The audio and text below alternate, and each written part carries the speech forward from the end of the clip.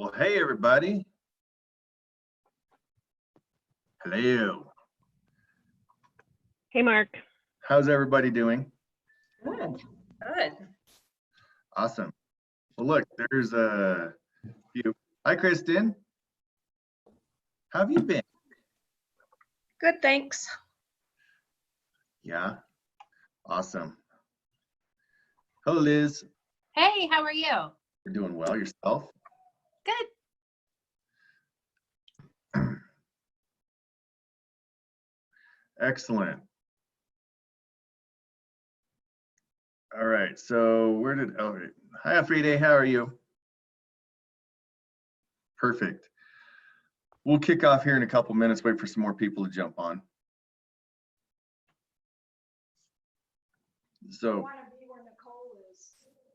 oh, Nicole has her background on. That's funny. Someone kept saying I was in trouble. I'm like, take me to trouble any day. Trouble. Thank you, Candy. You know, fan blowing your hair, you know, as like the Yes. ocean breeze. That doesn't work for all of us. I just need a bright light. Nice, Mark. Yeah. All right, Stan's here. And he's muted.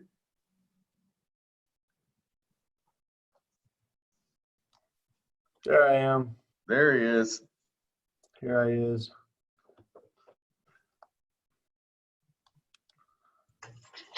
In case you guys are wondering, hi, Jeff. Good afternoon. How are you? Well, yourself? I'm doing dandy. Perfect. So, how long does Casey usually starts? He's about 5 after, right? Because he's supposed to come on. We'll see. You guys just got out of another call, didn't you?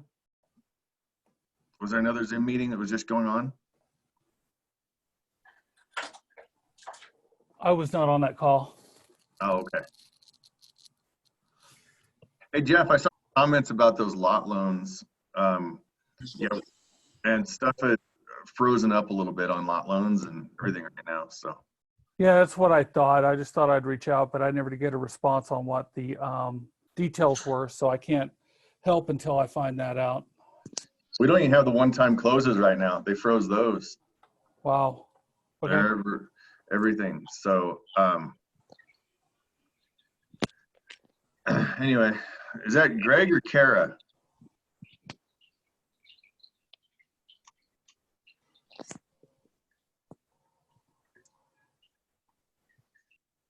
It's a secret. It is a secret. I don't know.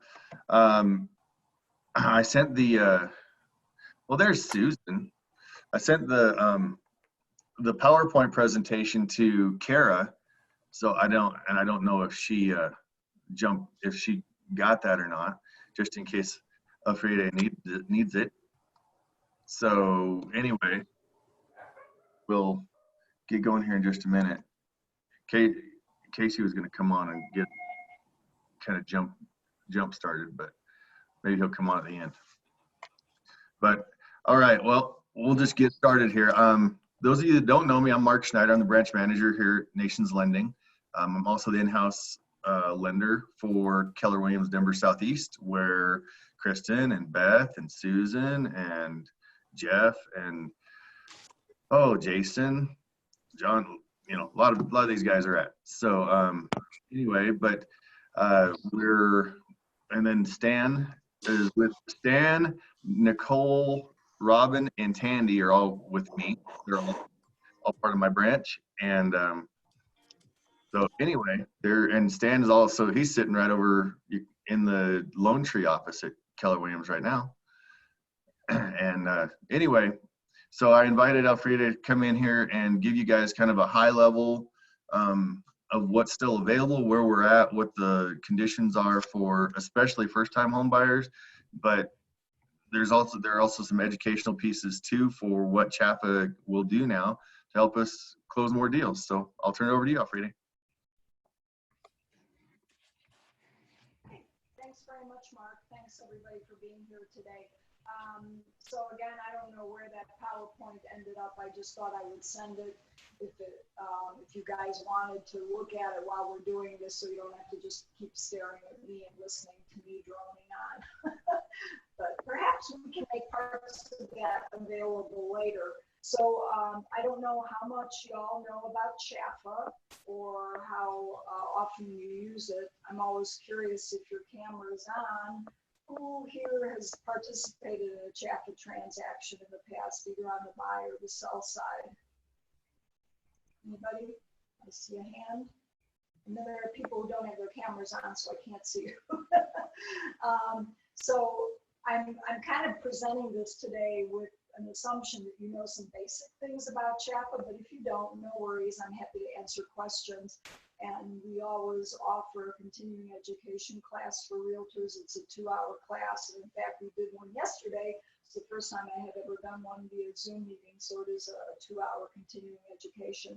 But I think one of the main things I want to communicate to you today is that since this crisis happened, and I've been working from home since March 13th, CHFA has never stopped our business. We've always been operational.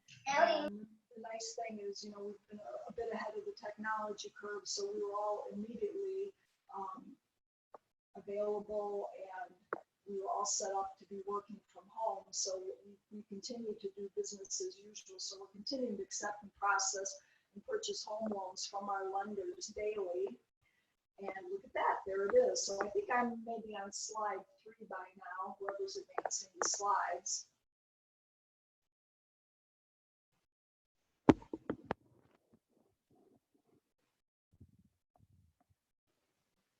Hello?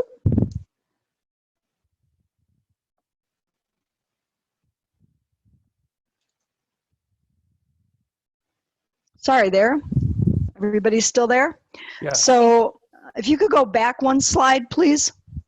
Actually, 2 slides, whoever's advancing. Sorry.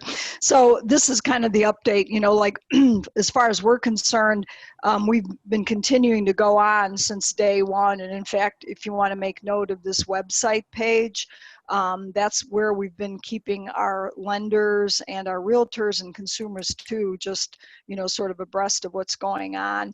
Because many of the things that are going on right now are really not CHFA specific. You all know, you know, all the things that have been coming out from CAR, all the things that, you know, have been coming out to the lenders from Fannie or Freddie or FHA or VA.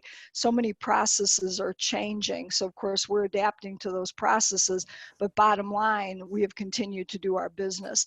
And I would say the biggest challenge in the first 2 to 3 weeks is how rates were so crazy, right? Nobody knew what was going on. So of course our rates fluctuated as well, just like the rest of the market. And we had more intraday rate changes than I've ever seen. And I've been at CHFA now about 16 years. So we were seeing that. And we were getting, of course, a lot of questions from our lenders exactly about these questions. You know, are we still purchasing? What is going on as far as, you know, if people go into forbearance or people have early payment defaults. So a lot of those kind of lender issues. And, you know, we've kept our lenders, I think, pretty well informed of, you know, where we're at, what our position is. We're well capitalized and we're continuing to do our business. So I just wanted to let you know that. So whoever's advancing slides, thank you for doing that. So the next slide is just a reminder that yes, our mission continues. You know, we are an instrumentality of government and a nonprofit, but we're not dependent on the state or federal funding or any kind of, you know, grants out there. I always make the joke of, you know, Bill and Melinda Gates do not send CHFA any money. And as a mission-driven organization, we have self-funded ourselves since day one, but the biggest change is how we are funding ourselves. And that was something that arose as a result of the foreclosure crisis in 2008. So we securitize, and we're continuing to do that through Fannie, Freddie, Ginnie. We are well capitalized and we're continuing to go on. So we still believe, you know, even during this crazy time, just like you all believe in real estate, I'm a former realtor, we believe believe in real estate. So we want to help people get into housing, get a good loan, get down payment assistance. So our mission and vision continues. Next slide, please. So for those of you who are not that familiar with CHF, I just wanted to do a quick refresher because these are kind of the common questions that we hear over the years. The first one, do you have to be a first-time home buyer? No, you do not. We only have one program that requires people to be a first-time buyer. So you can be serving people who are coming back a second or third time. They could have had CHFA in the past and they want to use it again. So they don't have to be first-time buyers. There's also this notion out there that CHFA deals with people who are credit challenged. That's really not accurate. We accept what underlying loans allow. Since we're working with FHA, VA, RD, USDA loans, Fannie, Freddie conventional, we're accepting what those underlying loans allow, and our overlay is that you have to have a minimum credit score of 620. In this current market, though, during these current circumstances, I'm sure you're hearing all sorts of things from all kinds of lenders where they're saying, well, we can't do an FHA loan unless that borrower has a 640. I've even heard 660. So just know that is not our guideline. Our credit score has not changed. It's 620. And actually, I think we see that our median credit score of the loans that we do are closer to the high 600s, maybe like 680, 690, something like that. So these truly are not credit challenged buyers. So if you're a listing agent and you're concerned about accepting a contract, this loan is going to close. It's got just as good of a chance of closing as any other loan. These are not credit challenged folks. The lender is making sure that they do qualify for the loan. These are not FHA only. That used to be the story once upon a time with CHFA, where we could only do government programs, but now we're doing FHA, VA, RD, Fannie, Freddie. CHFA does not take forever. This is where, you know, I'll have to lean on Mark a little bit to say, how quick is your process? So that's the question, you know, you want to ask a lender when you're writing the contract. This is a crazy time. My position is write a 30-day contract. If the lender has got their process down, they know CHFA, it really does not take forever. When we get a file in from a lender, a complete file, I'm stressing the word complete, we review it within 1 day.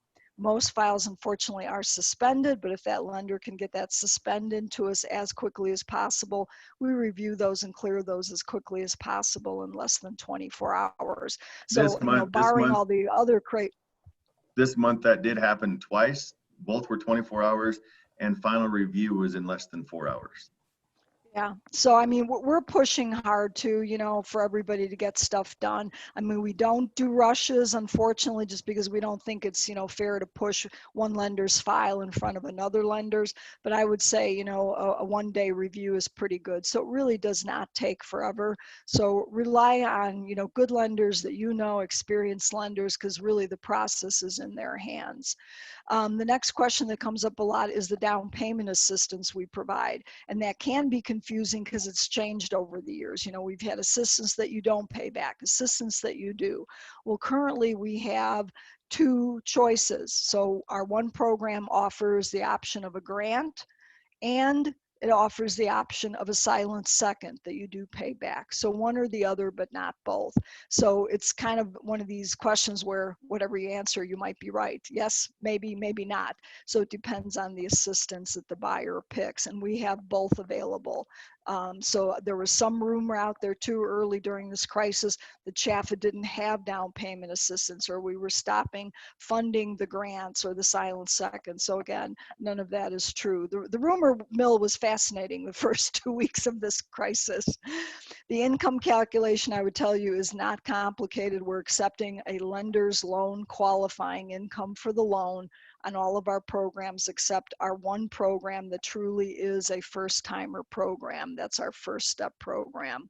And when it comes to interest rates, what I like to remind people is, remember, they are getting something from CHFA. They're getting down payment assistance. No, we are not the rock bottom rate in the market, and that's not why people are coming to us. If you want someone who truly wants the rock bottom rate and they don't need assistance, I'm sure Mark has got plenty of products that will fit that buyer. Truly, most people come to us because of our down payment assistance. But having said that, many of you may not know what this is when I say loan level pricing, but when I describe it, you know exactly what I'm talking about. It means that when a lender prices a loan or investor prices a loan, they're looking at factors of risk, right? Credit score, how much is the person putting down? What type of property is it? Is there acreage? All those factors that, you know, where they're adding on to the rate. With CHFA, all things being equal, you know, if we have a borrower with a lower credit score, let's say they just have a 620 and they're doing our FHA Smart Step program versus another buyer who's got a 700, they're not going to get a different interest rate because of the difference in credit score. They're not going to get a different interest rate because one's buying a condo and one's buying a manufactured home on 10 acres. So that actually is a benefit to folks who don't maybe have a choice of 5 or 6 products out there in the market. This may be their best product in addition to the down payment assistance. Next, please. And, you know, by the way, people can unmute and jump in and ask questions. I'm not, you know, here to lecture you on and on. So jump in if you have questions or use your chat boxes, or I'll, you know, stay on afterwards. The home buyer education is really important. And my favorite people in the world to tell about the education are realtors, because you talk to so many people, you talk to so many buyers. You're our best partner as far as getting the word out about home buyer education. We require it on all of our loan programs. Every borrower on the loan has to do education, regardless of whether they're a first timer or not. Now, here's the big challenge. Over the years, we've cultivated a network of, I'd say, close to 30 nonprofit counseling agencies all over the state. Many of them I'm sure you know: CHAC, Colorado Housing and Assistance Corporation, Brothers Redevelopment, Denver Housing Authority. All these folks are in the Denver area. Well, guess what? With COVID, all those free in-person classes were canceled. No one wants to go to a free in-person class right now, nor could they be offered. So here's what CHFA did. You're going to see on this slide, in the past, if a borrower wanted to do online education, there was a fee for that. What we've done is, if they pick the one platform that used to be $99 for a borrower and $50 for each additional co-borrower on the loan, they don't have to pay for it. They can now do it free, but they do need to go on our website, log on, sign up via our website. Do not go directly to these platforms, otherwise they won't get it free. The other platform, Framework, is not willing to get on board with us to help offer it for free. So most people are signing up for this one platform. And it is available in English or Spanish. And then when they're done with the online, one of the agencies who partner with us, they're going to do a short phone follow-up. And they're going to see all that when they're on our website page. I'm happy to help anybody navigate it. And I've always said to realtors over the years, go to a CHFA class. You know, maybe sometime in the near future when we can have them in person again, go sit in on one for a while. Take one of these online courses just so you get a flavor of what your buyers are experiencing. We think it's a great thing for them to learn before they buy. And of course, Mark, our lender here, he's going to be very focused in on that as you get closer to closing. If those buyers still haven't taken the education, I'm sure he will be bugging you to help him, you know, get these people to education. But if they don't hear it from their realtor, you know they're going to hear it from their CHFA approved lender. Okay. All right, next slide. So the next slide is just giving you, again, a quick snapshot of what's available right now. Well, I shouldn't say right now, what continues to be available. So the one program, the Smart Step program, that offers the option of a grant or a second. Some folks like the grant primarily because they like the idea of, I'm getting this cash assistance from CHFA, no repayment, nothing to think about. Give me the grant and it's enough. It's enough money. We are finding though that overwhelmingly buyers, borrowers, they're choosing the silent second, probably because they're getting more. They're getting 4% of their first loan amount. And they need it all. They're going to use it for their down payment and have a little bit left over for closing costs, prepaids, or escrows. So you'll see the programs that are listed that offer just the silent second. But the Smart Step, you can pick either or. And as far as liens go, it's a pretty nice little lien in the sense that there is no interest rate on it. They don't have to make monthly payments. It doesn't accrue interest. What's the catch? They have to pay us back someday. It really is a lien. It doesn't magically disappear. Someday they're going to pay us back when they sell, when they refinance. And what I think is really important to remind people is, hey, if you're going to turn this property into a rental in the future, you do need to contact CHFA, because we're going to want that second paid back immediately when it's not your primary residence anymore. And it's not a lot of brain damage to the lender. There's no title insurance on the second. The lender is going to do a loan estimate. You're going to see a separate CD for that second. Of course, there's a note and a deed of trust. So that's a good choice for a lot of folks on the assistance. Next slide, please. So I just wanted to quickly just show you the names. Again, this is not a big in-depth class, but as far as the programs, Smart Step is the most popular because it's the government loans, the 3 types of government loans, and it's the one that offers an option of a grant or a second. The first step is our program that is truly only for first-time home buyers. That's the only one where they do have to be a first-time buyer.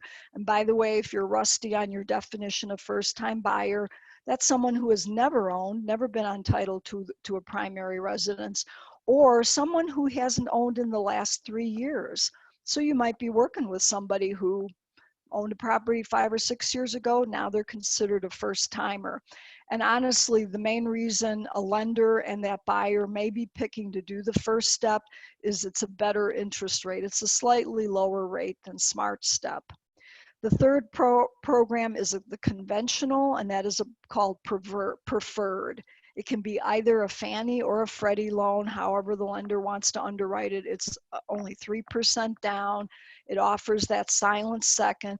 And the other benefit it offers is something called reduced cost mortgage insurance. Most of you know, unless you put 20% down on a loan, you're going to have private mortgage insurance on a conventional loan.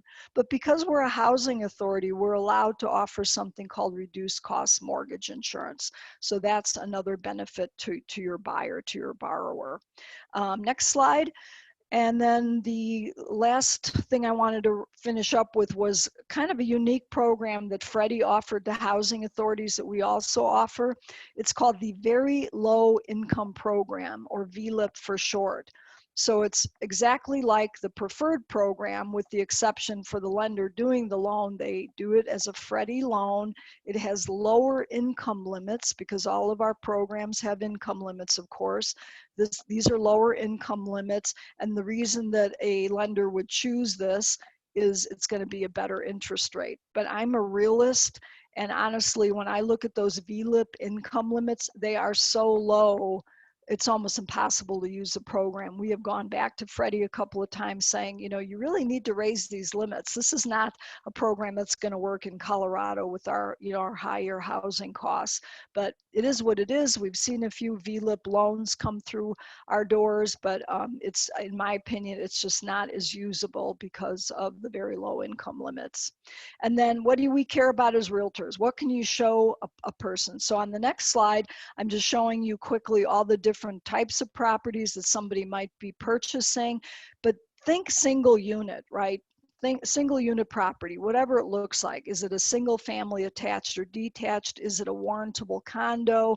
Maybe it's a manufactured home that is permanently affixed. So there's many property types, and we rely on the lender to, of course, say, yes, this property type meets Fannie, or it meets FHA, or it's fine with RD. We leave that up to the lender to make sure that the property is acceptable. Really, the only big property overlay that we have is that if it is a manufactured home, it does need to be permanently affixed and the title is purged, right? It's not a mobile home. We can't finance mobile homes. And unusual properties, we just don't have a place for, that really cool yurt in Crestone, sorry. And the lender, of course, couldn't underwrite it either. So pretty standard properties. The other thing, though, that is kind of cool that's new, you'll see on here that if a property has got an existing accessory dwelling unit, an ADU, and it meets the underlying loan, we will now buy those types of loans too. And that's pretty cool, you know, because our big concern at CHFA for years now has been we just don't have enough affordable housing. And sometimes buying a property with an ADU will truly help that buyer, and it's, you know, expanding, you know, the affordable housing in Colorado, especially in the Denver area. And then the last thing you might run into occasionally are properties that have what I would say unique legal features. You know, maybe the property's in a land trust, or there's a deed restriction, or some type of an affordable housing covenant. We are seeing a lot more of those in Colorado, especially, you know, like in the areas, in the resort areas, which I hope will be resort areas again when this is all over, you know, for say worker housing. They may have specific deed restrictions. So just as long as the lender has reviewed those and it's fine with the underlying loan, we are fine with those as well. The next slide is just going to show you unacceptable. So it's the flip side of what I was saying. So the next slide is just letting you know, please, no income or investment properties. If it's a 2 to 4 unit, we can't do it. You know, years ago, we would finance a duplex where they could live in one side, rent the other. That was a pretty sweet arrangement, but we don't allow that anymore. It has to be a single unit property. And if it is single wide, you can't do conventional, but you could do a single wide manufactured home with government. Non-warrantable, those are a big problem always. So my question to you, Mark, is your company attempting and doing some of those FHA single unit approvals when you need to? We'll do spot approvals when we need to, yeah. Okay, yeah, so we're seeing more of that. So again, this is where your good experienced lender is really important, because they may be able to help with that. If you have a buyer, say, who really has to go FHA and it's not warranted FHA, that lender can presumably help with that single unit approval. Acreage, we go to a max of 50 and no co-ops. And of course, if they're looking to buy that beautiful second home in, you know, Dillon or Breckenridge, no, we can't help them with that. It's only for their primary residence. The next slide just gives you a quick overview of who does what in this transaction, because that is often very confusing to realtors and to consumers. So just be clear, the lender is really driving the bus. You know, they have qualified your buyer, they're originating the loan, they're processing and underwriting it per usual. We can't override what that lender is doing, i.e. right now, if your lender is telling you, I'm so sorry, I can't help your buyer, we can't do FHA loans at 660, that's that, unless they have 660, that's that lender's guideline. We also can't override what the underlying loan itself is requiring, right? So if a conventional loan has got a certain, you know, percentage for the DTI, we can't override that. We have overlays as well, but something you might remember forever, which is really useful in lending and real estate, is when it comes to a loan, you always underwrite to the most restrictive guideline. Kind of like what we're experiencing now with COVID. You know, there's these county guidelines, city guidelines, state guidelines. So the advice there is go by the most restrictive guideline and you'll be okay. And that's the same thing here when you're doing lending, when you're doing a loan. Your lender is locking the rate. They can certainly tell you what CHFA rates are. They're quoting them to the consumer. We can't quote it to you or the consumer. And they're doing the funding. So this is another issue that I think cropped up at the beginning of this crisis, is some of our lenders told us that their warehouse lines were not willing to fund at closing any type of down payment assistance loans, which was very concerning to us. We couldn't figure that out. I think because there was a fear that we as the ultimate investor wouldn't be able to buy the loan, and that is just not the case. So it's up to the lender to fund the loan and the down payment assistance at closing. Once they close it, the loan is sold to us.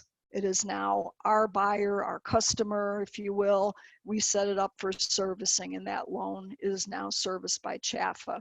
On our side, until a loan is locked, you know, we're really not aware of what, say, Mark is doing or what Kristen may be doing with her buyer. But once it's locked, the clock is ticking, and that lender has 60 days to get a lot of things done, right? They're processing that file, getting the appraisal, you know, getting their approval, submitting a file to us, they're closing it, they're funding it, and they're selling it to us. That's a lot of things to get done in 60 days. So work with your lender. Your buyer, I'm sure, will be in touch with their lender as far as when should I lock. And some lenders do wait a little bit before locking. But bottom line, you can lock that buyer once they have an accepted contract. So that just gives you a sense of who does what on each side.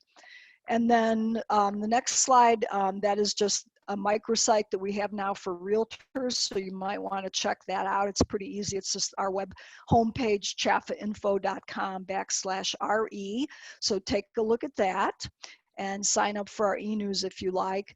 And then the last slide, if the host of the Zoom meeting today maybe wants to share this slide with all of you, if you want this information, we really encourage you to reach out, call us, ask questions. We're happy to answer, you know, any concerns or questions that you have anytime. So that's, I think, plenty for today. Let me know if you have questions.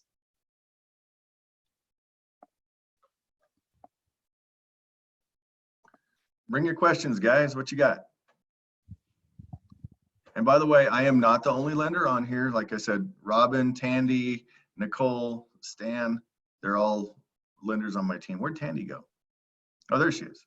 Never mind. I'm right here. Okay. Susan, you have something?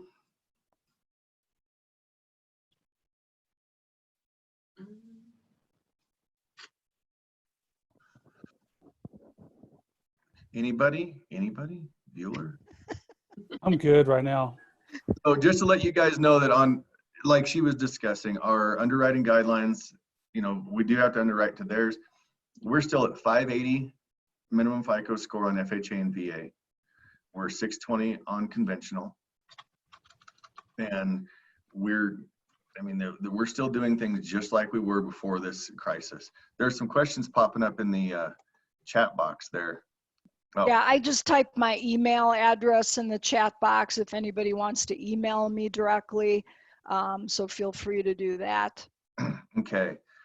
So yeah, and then we go by the standard stuff. So if anybody wants this PowerPoint, holler at me. I'll send it to you. Yes, please. Absolutely. And then Actually, Mark, I hate to do this to you, but you actually cannot share it electronically, but you can share certain slides of it. okay, I'll share the last slide with you guys. And Okay, yeah. Or alternatively, if you have access to print it and you can give people printed copies, we're okay with that. What I'll do is I'll do a screenshot of that last slide and I'll put it on I'll put it out to everybody. And No problem, CC. There will be a recording of this. I have 4 realtors that really wanted to make it, but. Yes, it's been being recorded. Okay. So we can get that out as well. Right.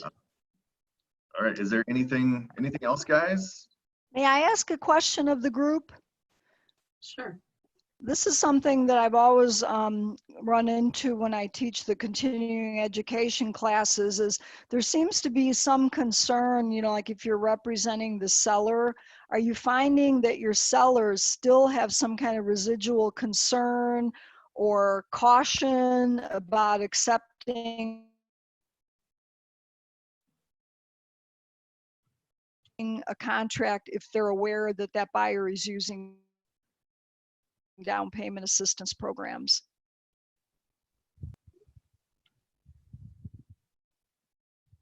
Jeff, can you speak to that? Does anybody know? Okay, I'm just curious because over the years, you know, and particularly in the last, you know, 2 to 3 years when the market was such a strong seller's market, it was kind of painful to see that if a seller knew that that buyer was using down payment assistance, they kind of use it as an excuse to put that contract to the side and not even look at it. which felt very discriminatory, or there was some perception that, oh, this contract's just not going to close. These must be, like marginal buyers, or, not the strongest contract. And that really just isn't true. So we're constantly hoping that, listing agents will continue to, educate your sellers that, these are solid contracts. Mark's doing his job as the lender, saying, yeah, they're good for this type of loan.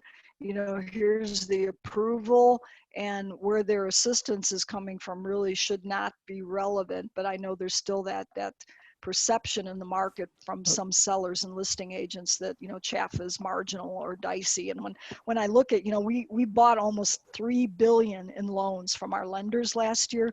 A lot of people are doing CHFA loans, and they are working very successfully. I think the biggest perception is that it's the turn time. And you've just told us that that's not the case anymore, that you can get these turned in a relatively short amount of time. Yeah, thank you for that comment. And that's where, we put the pressure on people like Mark and say, hurry up and do your job as the lender and get us that file. We'll do our best to get it going. One thing that you could go into detail on for me, if you would. So let's say somebody does want to turn their property into an investment property. They pay back the second mortgage, and then they go to buy another house. So they have house A is now going to be a rental. They're looking to buy house B. Can they use DPA on that house too? That is an excellent question and a really good scenario, but no. And you know why? Because there's still a CHFA first mortgage on their current primary. So you can only have one CHFA loan at a time. So even though they may have paid off that second a couple of years ago and they've been renting it, what have you, it's still got a CHFA first on it, a CHFA loan. So they got to refinance that. And then So they we can do go need to on. we do need to refinance the first, and then you can help them as they go on to buy their next primary with a CHFA loan, because all of our programs except First Step allow a buyer to own one other property. And a lot of realtors and lenders still don't realize that. So you might have somebody who's got a too small property, right? They've outgrown it, but they're thinking, hey, this is a pretty good market. I want to keep this little condo as a rental. How do I do this? Well, Mark would figure it out if they can support both mortgages, and all of our programs except First Step allow them to own one other property, but just one CHFA loan at a time. And so they still would be able to have use the DPA on that second property. Okay. That next property, because it's their primary. It's going to be their primary. So we can get creative, guys. Great.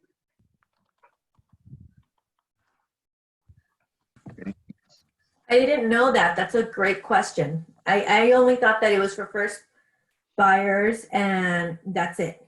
I knew it was conventional in FHA, but I didn't know that you would have to refinance it, wait a little bit, and then you can go ahead and get assistance again.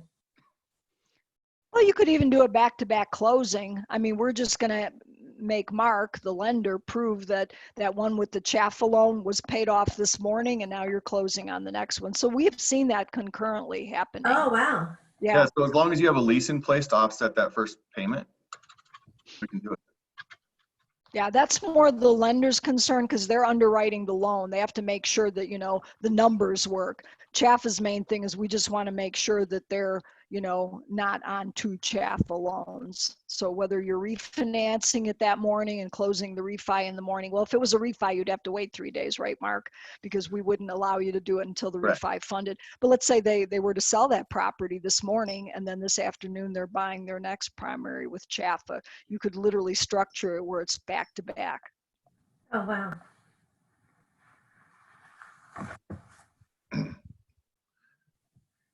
Anything else, guys? Hey, Alfreda, this is Stan. I have a quick question. I have a borrower right now that did not disclose correctly their previous home ownership.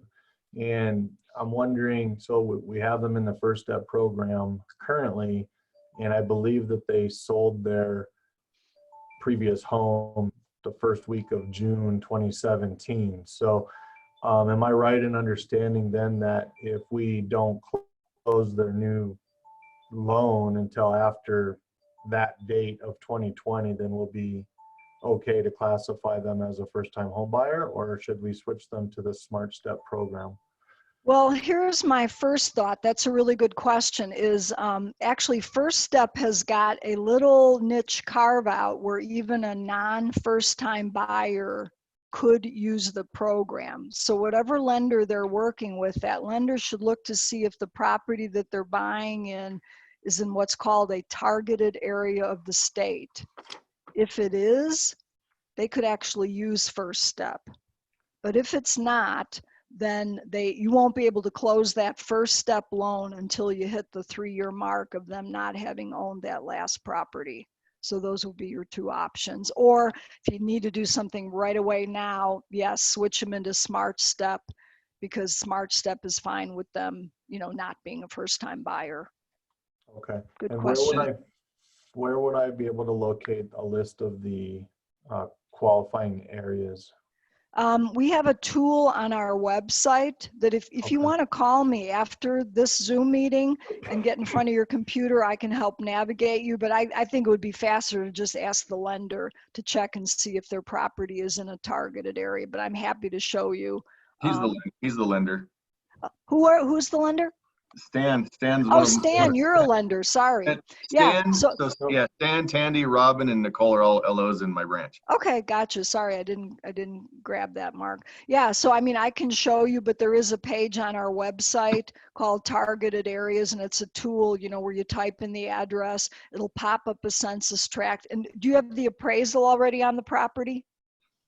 No, not yet. Okay, yeah. So if you don't have the appraisal yet, all you do is you go to that tool, you type in the property, it'll give you the census tract. Then we have a separate list where you look to see what county you're in, and then is it a targeted census tract? It's not by any chance in Weld County, is it? No, ma'am. Okay, yeah, because there's a couple of counties in Colorado where the entire county is targeted, but like if it's Denver Metro or Arapahoe, Adams, you do have to look it up by census tract. So if you want me to help you, I can sure call, we can talk on the phone. I can navigate you. Okay, thank you. Sure.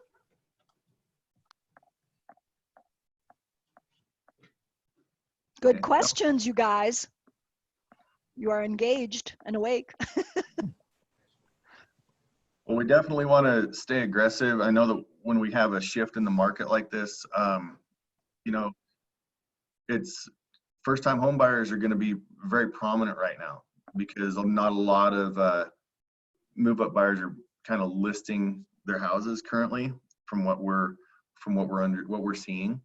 They're kind of stagnating, but we are getting more first-time home buyer hits and leads and stuff like that, especially off Hey, Facebook. Mon, this is Tandy Meter with Nations Lending. Just giving you a call. And She muted it. That's really a good observation, Mark, because, at the very beginning of this crisis, I had the same sense of first-time home buyers are really going to be coming out of the woodwork for all of us, I think. And some of it may be nothing more than if you've been stuck in your too small, not so nice apartment that is costing you a heck of a lot of money. I think a lot of people are saying, okay, this is now the time. I never want to be, stuck in an unpleasant home situation again. And maybe as consumers, we're going to get smarter too and say, do I really need to buy those Manolos?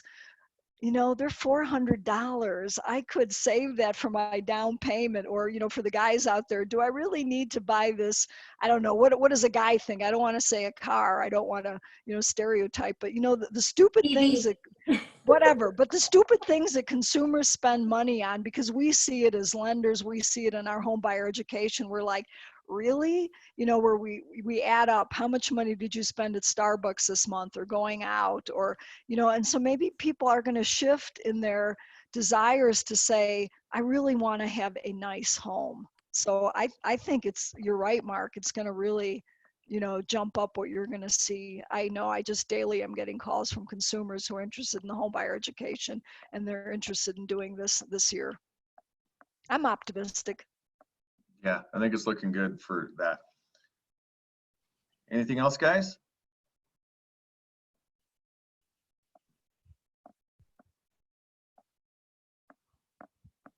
thank you very much for that information. It was extremely helpful. Yes. All right, guys. Well, have a great day. Again, contact one of us if you have questions about that, and I'll be sharing that screen with everybody. Thank you. Thank All you. right, guys. Thanks for the invitation. Have Have a good great day. day. Bye-bye. Bye.